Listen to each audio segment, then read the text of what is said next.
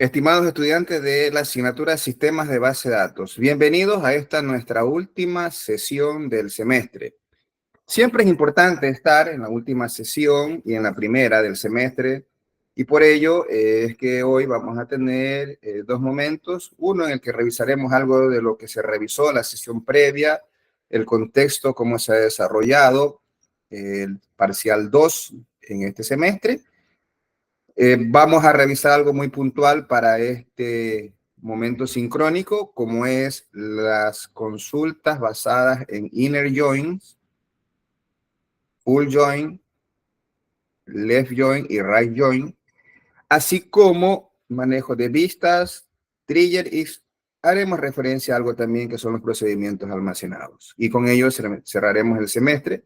No todos los semestres abordamos hasta estos tópicos, del anterior a este, si se lo logra.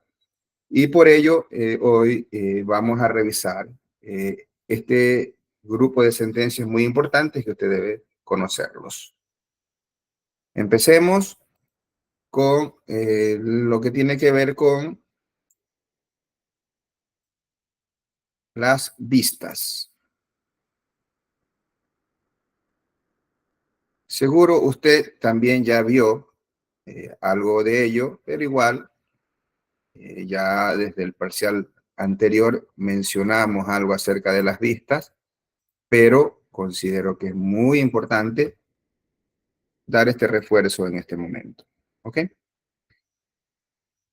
Las vistas, básicamente, son elementos que se almacenan en una base de datos que dan la posibilidad para que usted pueda dar al usuario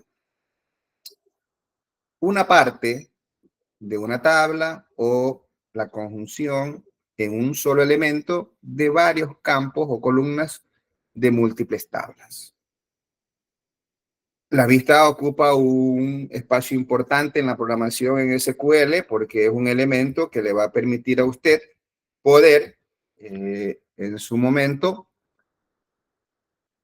simplificar la llamada a una sentencia compleja que la tiene que ejecutar de manera concurrente y así solo lo deja una vez preprocesado y sencillamente luego la llama o la ejecuta o la consulta tal cual como si fuera una tabla virtual, como lo estamos explicando en esta lámina, y básicamente es una representación lógica de los datos, que es una vista que usted le da al usuario, no necesariamente es como está físicamente, y esto le va a permitir a usted mejorar la eficiencia en la simplificación de procesos complejos de desarrollo de software, porque ya no tendrá que hacer una consulta tan compleja más que una sola vez, de en adelante simplemente la ejecuta.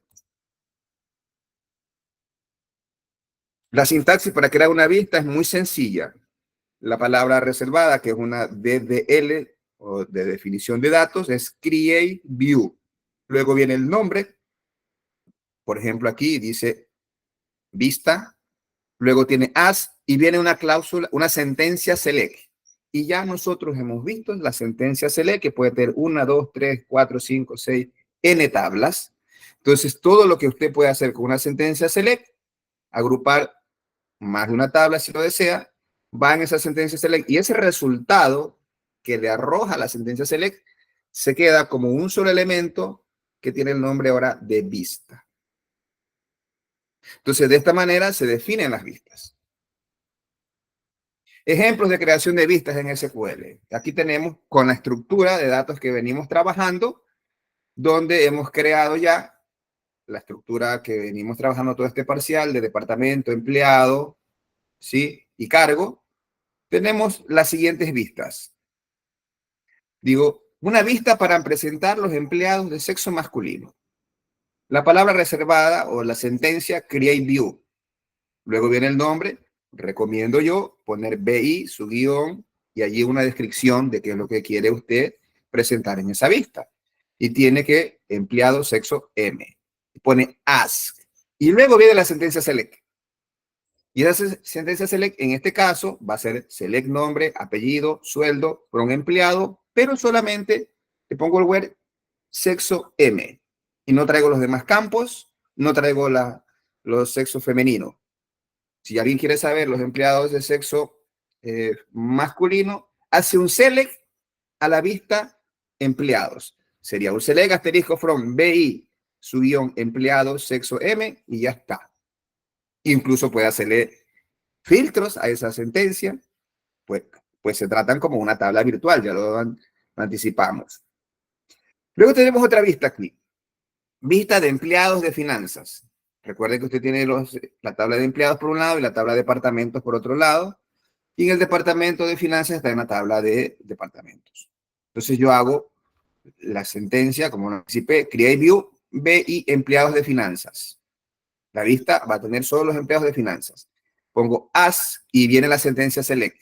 Pongo select, el departamento, apellido, nombre, sueldo, from, de la tabla departamento, pongo un alias, as de la tabla empleados, pongo un alias de y la condición de relación. Digo, ¿dónde? De, es decir, departamento ID de PTO sea igual a empleado ID de PTO. Eso ya lo sabíamos hacer. Y la condición de filtro adicional, que el departamento esté en finanzas. O sea, que la descripción del departamento sea finanzas. Entonces solo me va a listar los empleados del departamento de finanzas. Otra vista más. Veamos acá a la derecha una vista un poquito más compleja. ¿Eh? Una vista de resumen de los empleados del departamento. Por departamento. Yo quiero saber cuántos empleados hay. Entonces yo hago un create view. BI, resumen, empleados departamento. As, viene lo primero, el nombre del departamento. Quiero ver el máximo sueldo, le pongo mayor, el mínimo sueldo, menor, el sueldo promedio, para saber el sueldo promedio. Y quiero que me cuente los empleados que hay por el departamento, le pongo con as cuenta. From, departamento y empleados. Y la relación que es por ID de PTO y que se agrupe, como estoy haciendo uso de funciones agregadas, que se agrupe por el departamento. Y listo, ya este es un resumen muy elaborado. Y si yo quiero saber, ¿sabe qué? Quiero el resumen del departamento de finanzas. Sencillo, yo no tengo que construir otra vez toda esta agrupación y estas sumas y todo. Yo hago un select, ABI, resumen empleados y pongo where. Departamento igual finanzas. Y me va a mostrar ya el resumen que tenemos creado con esto, porque se hace como una tabla virtual, ya lo anticipamos. Y reside en la base de datos. ¿Para qué se utilizan las vistas? Bueno, las vistas nos vienen a optimizar las consultas. Entonces usted va a tener una agilidad para tener consultas complejas. La que vimos hace un momento está un poquito compleja, no tanto, pero tiene su nivel de complejidad, pero ya la hace una sola vez. De en adelante usted hace un select asterisco from BI resumen empleados. Ya es más legible el código, no tiene que ver toda la estructura de los join y todo, porque ya todo tiene en un solo elemento llamado vista. Las vistas también nos permiten utilizar, evitar la misma consulta múltiples veces. Ya lo dije, ¿no? Ya lo dije, lo hago una sola vez y luego ya la vuelvo a llamar nada más, pero ya no a la estructura del select completo, sino solamente al resultado que es la vista. Las vistas permiten crear consultas optimizadas y precomputadas. ¿Qué quiere decir eso? Que si usted estaba insertando más empleados, más departamentos, automáticamente se van creando los resúmenes en las vistas que acabamos de crear. ¿Sí? Ya automáticamente la base de datos las va creando. No es que hay que hacer un proceso para que se actualicen esas tablas virtuales que usted crea con las vistas. No, ya tienen los resúmenes o las consultas como se crearon las vistas en el inicio. Y luego usted solo tiene que ejecutarlas. Es decir, consultarlas. ¿Qué ventajas tiene utilizar vistas? La primera, las vistas son más fáciles de dar mantenimiento, el código. Entonces te deja la lógica en una vista, la lógica del negocio queda en una vista, ya no está en los programas. Los programas simplemente llaman a la vista. Privacidad y seguridad. Las vistas permiten controlar los accesos a los datos, mostrando solo la información que usted quiere darle al usuario y que el usuario necesita saber. Por ejemplo, en la tabla de empleados, usted puede hacerle una vista donde quiere ver solo el nombre, el departamento y otros aspectos, menos el sueldo. Bueno, pues no lo pone en el campo select de la vista y ya controla esa privacidad. Las vistas ofrecen una flexibilidad en el diseño de las bases de datos porque le permiten a usted cambiar la estructura interna sin afectar la lógica de las aplicaciones. Usted cambia la vista y no cambia la estructura, no cambia la programación. Simplemente la programación llamará a la vista y ya está. ¿Qué consideraciones debe tener usted cuando crea una vista? Primero, las actualizaciones de las vistas. Hay unas restricciones que las veremos al final sobre la actualización a las vistas. Las vistas no todas son actualizables, porque recuerden, son como una especie de tablas virtuales o lógicas. Físicamente no existen como tal. Las vistas pueden ser útiles para simplificar las consultas complejas, pero esto puede ser en algún momento dado un poco difícil de codificar. Optimizan el rendimiento porque el rendimiento ya no vuelve a procesar esa vista, sino que lo hace una vez y cada vez que se ingresan más registros a esas tablas involucradas en la vista, se van preprocesando y el rendimiento del sistema aumenta. El tema de seguridad me permite que yo pueda tener solo la posibilidad de mostrar los datos que él necesita saber, los otros no se los pongo en la vista. Los usuarios deben tener acceso a las tablas involucradas en las vistas. Con respecto a las vistas actualizables, no todas las bases de datos permiten actualizar las vistas. Recuerden que usted a veces tiene relación entre dos tablas. Veamos pues entonces cómo y qué se puede y no se puede hacer de actualización en las vistas dependiendo del motor de base de datos. Primero, SQL Server le permite actualizar vistas si estas solo hacen referencias a una tabla base, ¿no? Y no incluye funciones agregadas. Por ejemplo, la función esa la vista que vimos hace un momento, la tercera, que hay una agregación, usted no puede hacer una actualización sobre esa vista. Si tiene operaciones o cálculos complejos, no lo puede hacer. Oracle también permite actualizar vistas simples que apuntan a una sola tabla y también permite actualización de vistas complejas que unen varias tablas, pero eso sí, si se especifican las claves primarias y únicas. PostgreSQL soporta actualización de vistas simples en cierta medida, es decir, no tan robusto. Es decir, hay muchas limitaciones de manejar actualización de vistas en PostgreSQL. MySQL sencillamente no permite vistas actualizables. Son solo de lectura. SQLite, las vistas también son de solo lectura y no se pueden actualizar. Y la otra base de datos que es Firebird, que también la mostramos acá, simplemente ellos ni siquiera tienen soporte para vistas. Para finalizar, nosotros tenemos que conceptualizar y poner énfasis en lo siguiente. Las vistas son muy poderosas para mejorar la eficiencia y simplicidad del acceso a los datos en las bases de datos. Permiten crear complejas consultas una sola vez y ya luego se los llama de una manera muy sencilla, eliminando redundancia y mejorando el rendimiento en la base de datos. Las vistas permiten una flexibilidad del diseño y manejo de la seguridad de acceso a los datos, porque en el campo que usted no lo quiere dar, que vea el usuario, no lo pone en el select. Es importante que consideremos el tema de las actualizaciones de las vistas, porque tienen un tema muy complejo, y que solo SQL Server y Oracle proveen el mejor soporte para vistas actualizables. MySQL, SQLite y Firebird sencillamente no soportan vistas porque solo no soportan modificaciones porque son solo de lectura. PostgreSQL tiene un soporte intermedio con vistas actualizables, pero con ciertas limitaciones. Muy bien. Hemos finalizado la parte 1 de 3 de la clase. ¿Alguna pregunta sobre lo que son las vistas, lo que hemos visto en este momento? Valga la redundancia. ¿Alguna duda?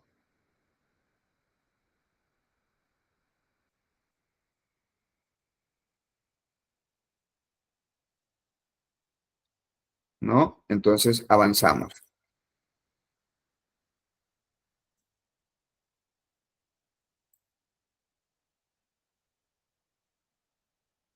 La mayor restricción cuando tienes con vistas es que no se puedan actualizar. Las vistas son más, en esencia, para una consulta compleja que accede a muchas tablas, crearla en un solo objeto que se llama vistas. Y ya después ya no llamas el select complejo, sino que haces un select a la vista. Es todo. Y solo SQL Server y Oracle soportan algo de actualización de vistas, con mayor énfasis Oracle.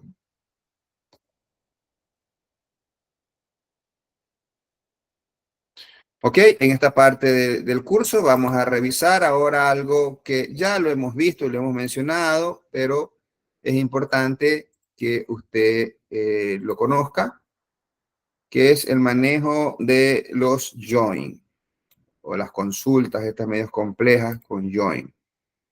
Muy bien.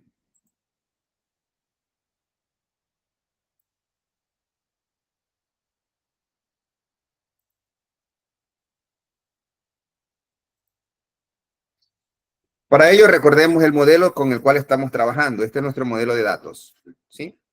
Este es el modelo físico SQL Server, esa imagen, seguro usted ya la reconoce.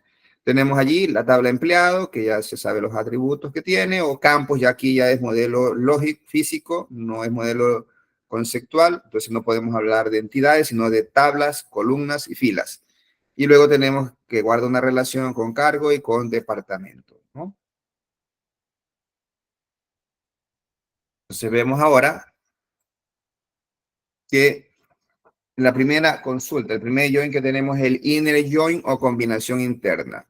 Muy didáctica esta lámina, donde tenemos otra vez el modelo y si yo tengo dos tablas que están relacionadas, cuando yo hablo de inner join, simbólicamente sería esto de traer toda esta parte de los dos archivos o dos tablas que tenemos aquí, que es la de empleado y de departamento, es decir, solo los que tienen el campo común se van a listar en la consulta cuando estoy hablando de un inner join o combinación interna.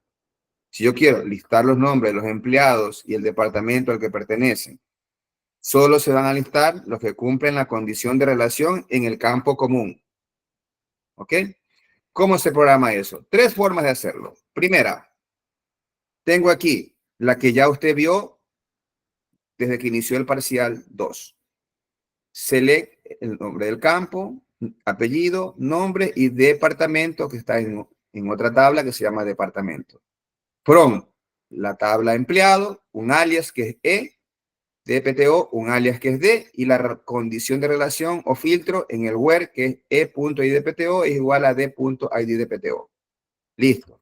Eso me dará como resultado, si usted replica esto, porque usted tiene los mismos datos que yo, esta salida. Solo los que cumplen la condición de que este empleado tiene este departamento lo presenta. El empleado con su departamento. Aquí tiene la salida. ¿Ya? Ahora, otra forma de hacerlo esto es tal cual los mismos atributos en el campo select. En el from cambia. Pongo la tabla base que será empleados y pongo as e.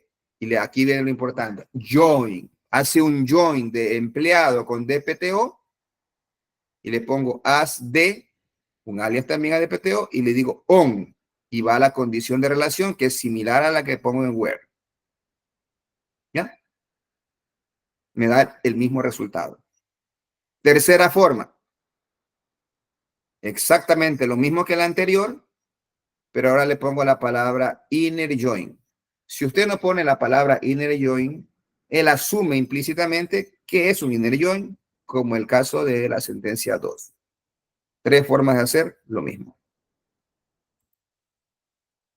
Vamos ahora a ver el left join o combinación externa izquierda de datos. Gráficamente sería algo como lo que tenemos en este diagrama de Venn, donde tenemos un conjunto que es la tabla empleado, tenemos el otro conjunto que es la tabla de departamentos y va a presentarlos todos los empleados. Todos. Tengan o no tengan relación con el departamento, los va a presentar. Esa es la condición sobre la cual opera el left join. Yo digo ahora, listar los empleados de los departamentos y empleados y el departamento al que pertenece, con la atenuante siguiente, que presente todos los elementos de la tabla de la izquierda. Para hacer eso, lo hago de la siguiente forma. La sentencia sería select el apellido, el nombre de la tabla de empleado y departamento de la tabla de PTO. ¿Ok?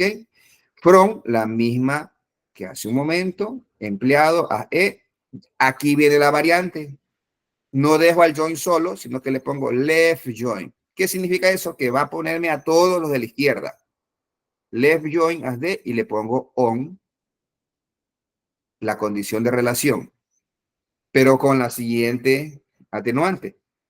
Si hay un empleado que no tiene departamento asociado, igual lo presenta.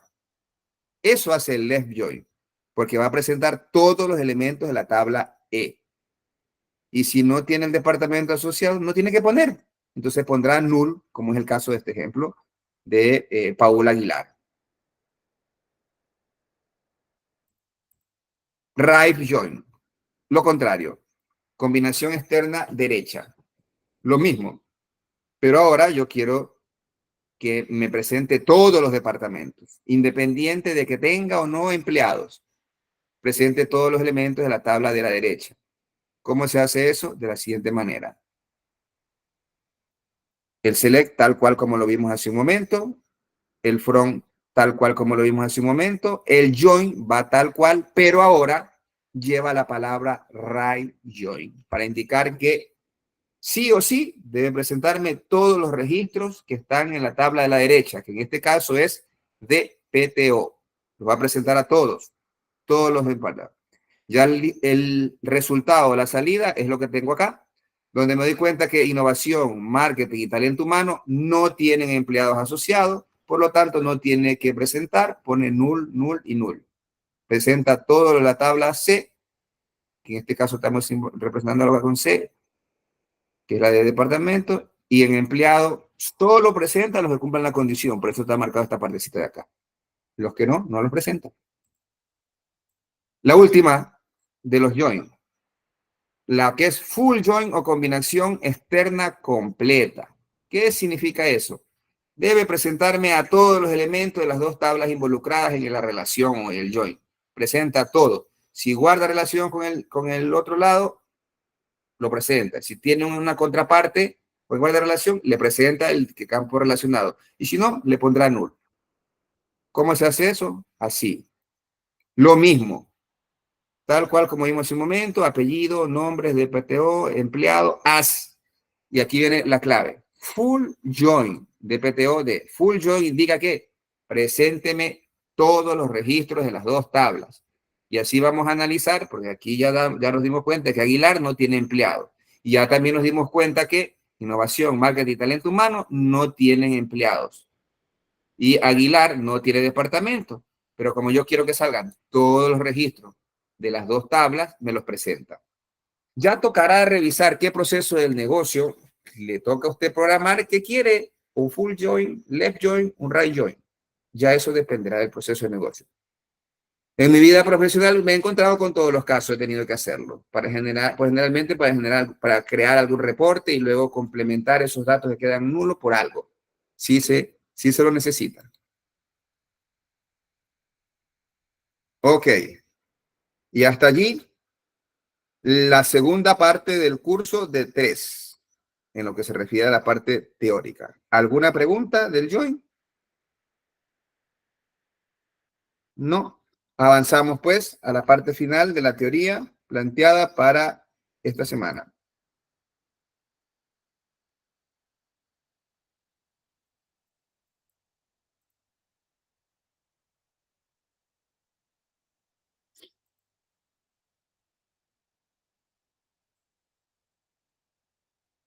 En este momento nos corresponde revisar lo que son los triggers. ¿Sí? Entonces vamos a analizar los triggers, un elemento más de las bases de datos. ¿Sí?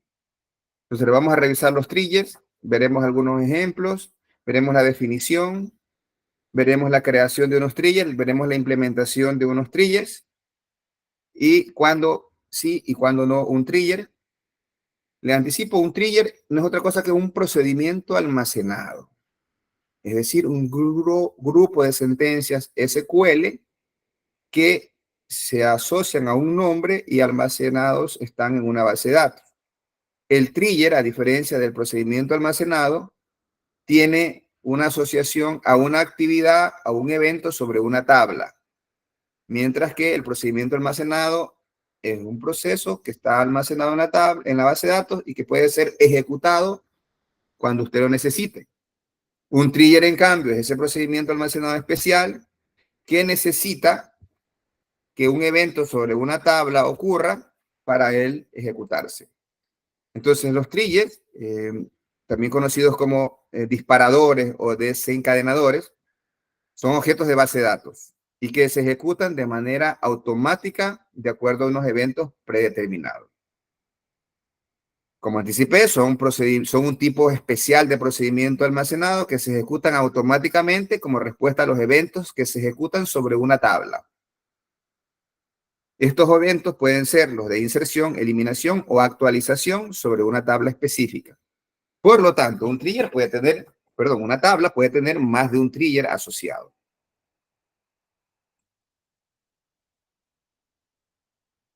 Los triggers dan la facilidad de que usted pueda definir acciones complementarias.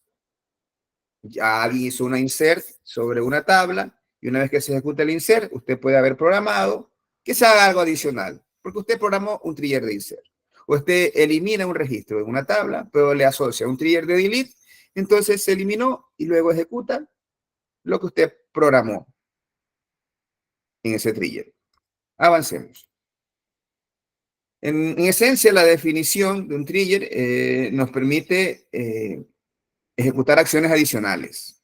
Es decir, al mismo hecho de inserción, inserción, actualización, eliminación, una vez que se ejecuta, te hace algo más. Pero esa programación de ese algo más está grabado o almacenado en la base de datos. No está en su programa hecho en Python, en .NET o cualquier otro lenguaje de programación. Está en la base de datos. Los triggers tienen eventos activadores que son insert, update y delete. ¿Sí? Por lo tanto, son acciones que se ejecutan cuando se dan cambios sobre los datos. ¿Existe trigger por select? No, no existe trigger por select, porque cuando usted consulta no modifica datos. La sintaxis de definición de un trigger es de la siguiente. Debe tener tres componentes principales. Primero es el evento. ¿Qué tipos de eventos pueden ser? Insert, delete, update. La acción, todo lo que se va a hacer. Y el área de disparo, que no es otra cosa que la tabla asociada a ese trigger. O el trigger asociado a esa tabla es lo correcto, porque usted a una tabla puede hacer un trigger de update, un trigger de delete, un trigger de update. Entonces, la sintaxis va así, create trigger, donde pone el nombre del trigger, define el nombre del trigger, luego va lo que quiere que usted se ejecute, o antes o después del evento, y luego va el evento, que puede ser inserción, actualización, eliminación. Por eso pone before o after, uno de los dos. Y luego pone si es sobre insert, sobre update o sobre delete. Y on table es el nombre de la tabla sobre la cual se crea ese trigger. La sintaxis completa aquí para un DMS sería la siguiente, donde usted pone create, también puede reemplazar, porque ya puede ser de creado, create o replace trigger, el nombre del trigger, y luego viene before o after. ¿De qué? Del evento. ¿Qué evento puede ser? Insert, update o delete. On, el nombre de la tabla. Y ahí usted pone esto que es para todas las filas.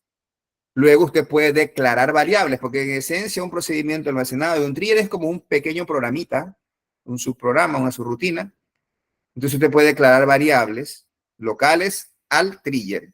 Y luego pone toda la lógica del trigger, todo lo que usted quiere que haga el trigger. Insert en otras tablas, delete, todo lo que usted quiera hacer.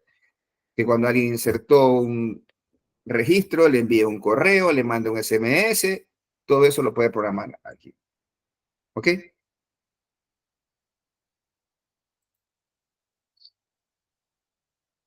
Aplicación de los triggers. Bueno, tienen una aplicación bastante amplia, la de los triggers, pero entre los más importantes tenemos es para controlar la integridad de los datos, para realizar o dejar pistas de auditoría o para automatizar ciertas acciones.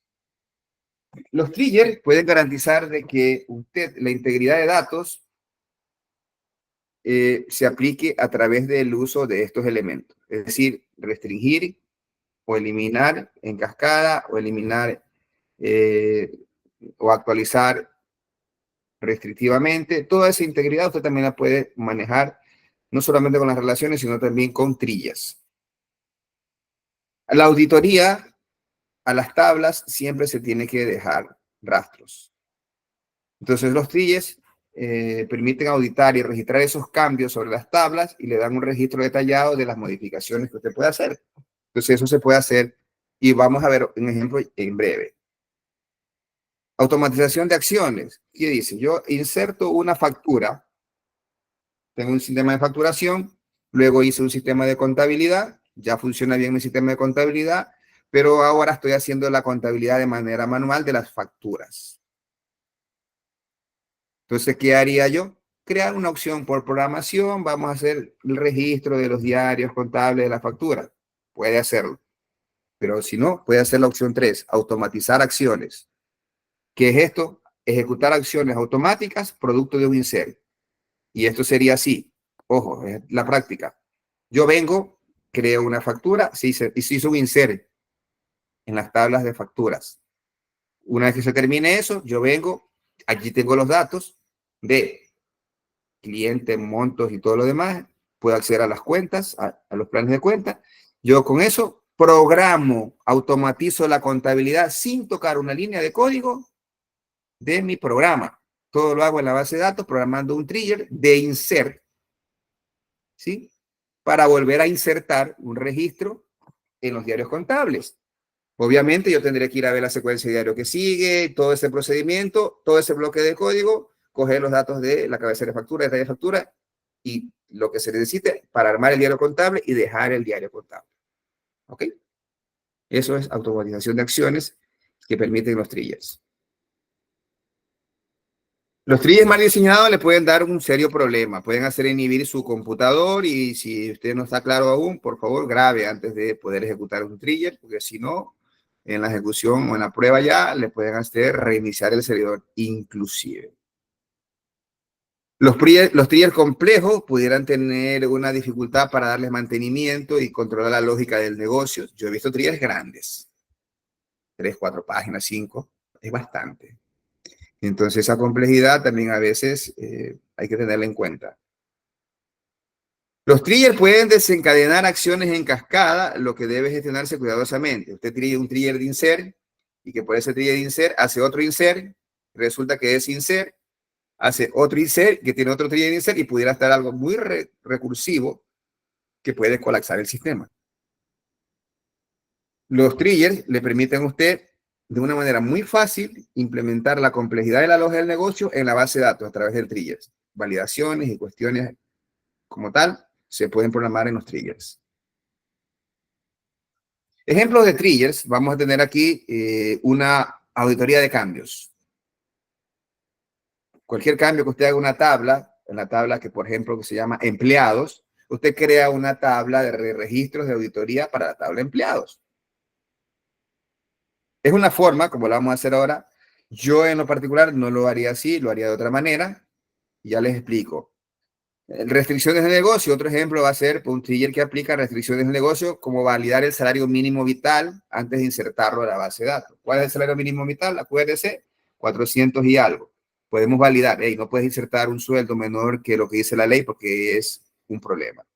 Se puede validar en la base de datos para no estar modificando los programas cuando cambie el salario mínimo vital, ¿no? Entonces tenemos aquí un trigger de regla de negocio, validar el salario mínimo vital. Entonces yo creo, como se había anticipado, create trigger, TR, para decirle que es un trigger. A veces yo le pongo TR y para saber que es un trigger de insert y luego valida sueldo. ¿Ok?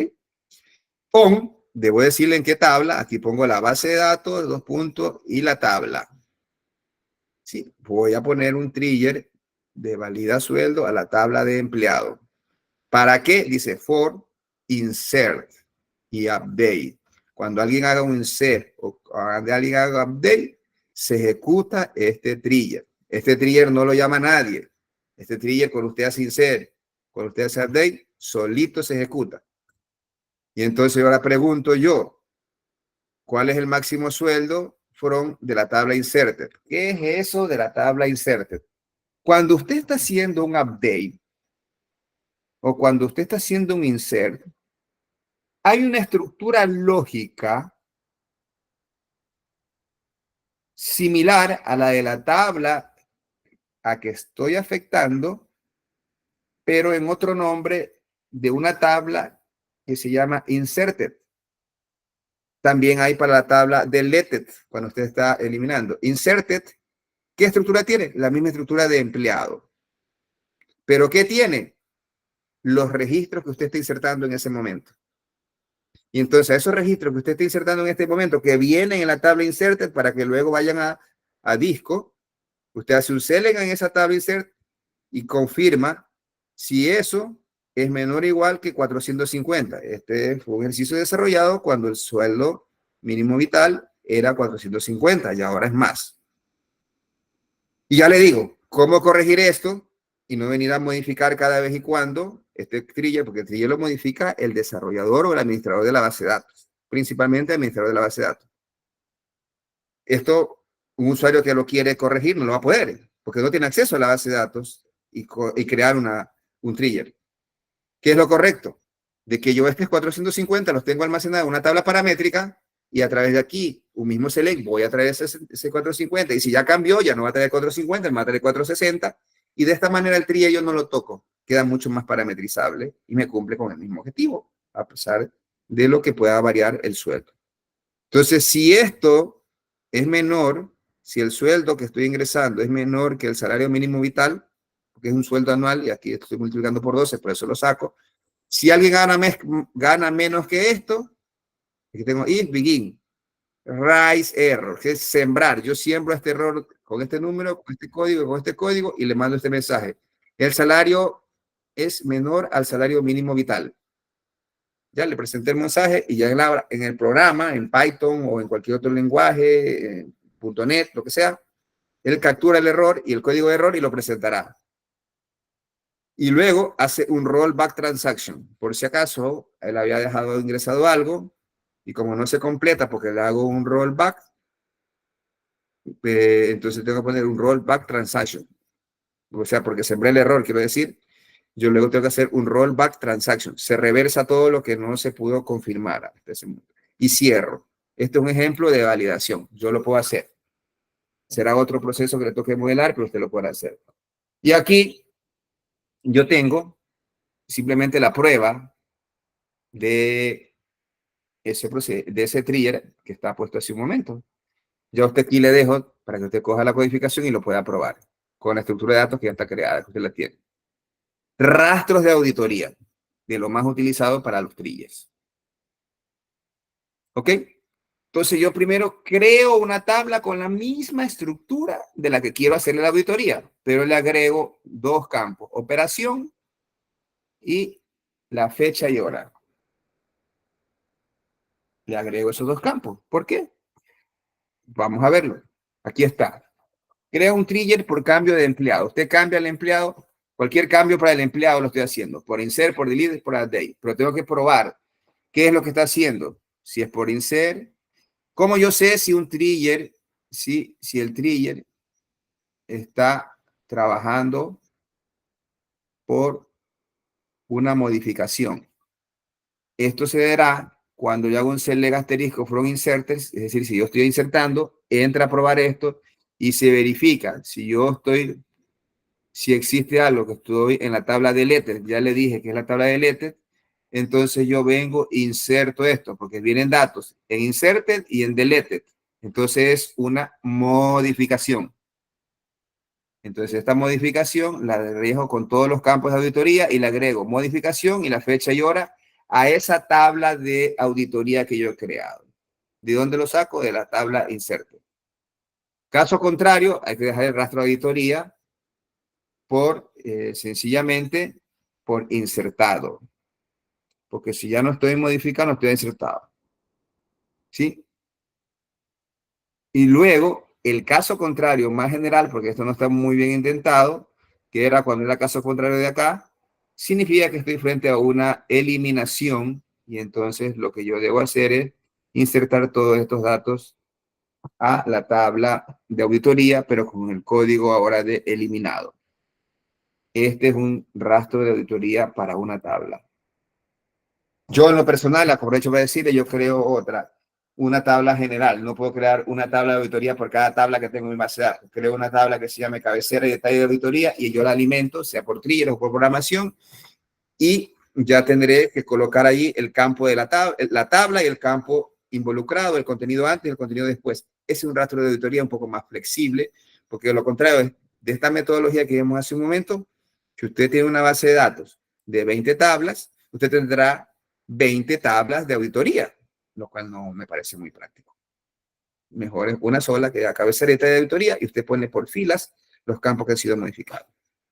Este es un ejemplo para probar el trigger, se los dejo, ustedes lo podrán descargar y aquí van a darse cuenta la efectividad de la codificación. ¿Cuáles son las ventajas de utilizar triggers? Primero, mantenimiento de la integridad. Más fácil mantener la integridad. Automatización de tareas, ya le dije, como el proceso de contabilización. Auditoría de cambios. Los triggers le permiten a usted crear una auditoría de cambios. Si utiliza un trigger también, puede ser que usted consiga unos programas más eficientes en lo que se refiere a rendimiento, porque se reduce la cantidad de consultas repetitivas a través de estos elementos de la base de datos.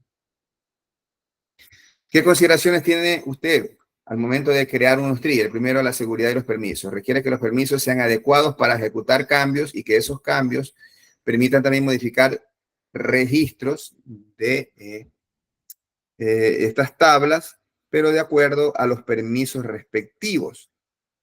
¿Sí?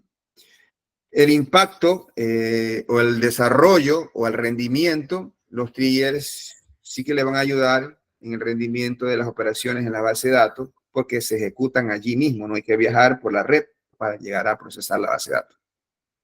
Se puede generar recursiones infinitas, ya le dije, porque usted no tiene la condición bien puesta y entonces un trigger pudiera tener una recursión. Es decir, usted hace un trigger de update, luego a una tabla de update y luego ese trigger va a otra tabla de update y de pronto se llega al update de la primera. Entonces se queda algo circulado y cíclico y pudiera hacer caer el sistema.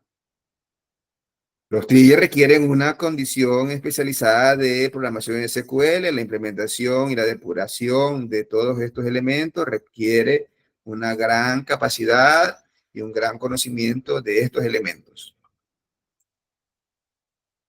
Para finalizar, los triggers son una herramienta muy poderosa y muy útil, así como las vistas, para automatizar tareas. Ya le dije, yo quiero automatizar la contabilidad, solo le pego un trigger de insert a la tabla de tal actividad como puede ser la facturación y luego él generará con toda la programación SQL a través de un trigger de insert para que se ejecuten esas inserciones en las tablas de autoría.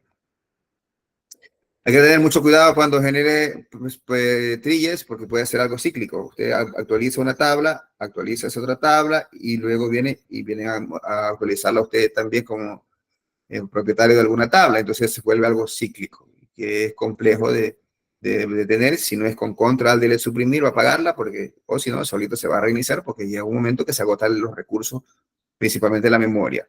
¿Ok? Entonces es muy importante tener claro al momento de programar.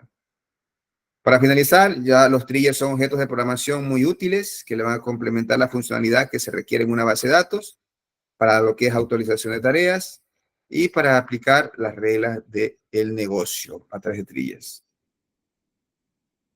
Requieren una experiencia importante para poder programar en triggers, procedimientos almacenados y vistas. No es cualquiera que puede ir y comprarlo, nada más. ¿Alguna pregunta? Bueno, hay un cuarto elemento teórico que está acá, que es la sentencia case, select case. Listar, dice, los empleados, el ID, el apellido más el nombre y la descripción del sexo. La descripción del sexo. Recordemos que en nuestra tabla solo está M para masculino y F para femenino. Y entonces aquí lo interesante de esta sentencia case. Yo pongo select empleado as ID. Trim, le quita los espacios al apellido, le sumamos al nombre y ya tenemos el nombre. A los campos nombres, los campos apellidos ya me queda como nombre esa columna. Y aquí viene lo interesante. Yo pongo coma y pongo, creo una variable. En el momento que la sentencia select, yo pongo el nombre de la variable, un igual, estoy creando una variable en la sentencia select. Y yo ahora le digo, case, que para el sexo, cuando el sexo es igual a M, escriba masculino. Caso contrario, femenino. Ya cuando usted revisa el contenido de la tabla de empleado, le va a salir, cuando usted ejecuta, perdón, este select, no va a salir M y F como tienen en la tabla de empleado, sino que va a salir masculino y femenino. ¿Ok?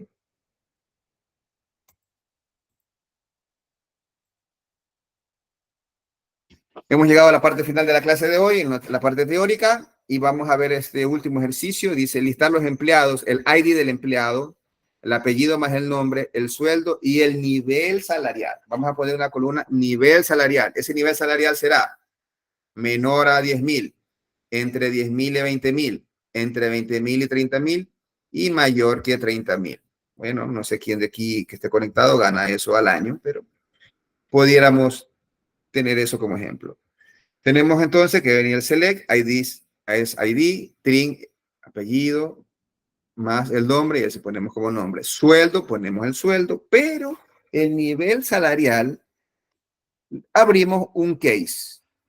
Ponemos case y decimos cuando el sueldo es menor o igual a 10,000, entonces póngale que él es de sueldo menor o igual a 10,000. Cuando el sueldo es mayor a 10,000 y el sueldo es menor a 20,000, póngale lo que está escrito acá. Cuando el sueldo es mayor que 20,000 y el sueldo es menor que 30,000, cae por este ramal. Caso contrario, cualquier otra cosa que se dé, el sueldo es mayor a 30,000. Entonces esas son las sentencias que estaban planteadas para el día de hoy, con lo que hemos terminado nuestro curso de sistemas de base de datos. Pregunto, ¿alguien tiene alguna duda de la clase de hoy? ¿Alguna cuestión que necesiten que sea repetido? Por favor, ¿sí o no? ¿No? Bueno, entonces ha sido un gusto haber compartido con ustedes. Este material ya se convierte en un recurso de aprendizaje para su examen. Éxitos en lo que resta semestre y podemos estar trabajando en la dinámica de replicar lo que hemos visto el día de hoy para que quede un mejor nivel de preparación para el examen.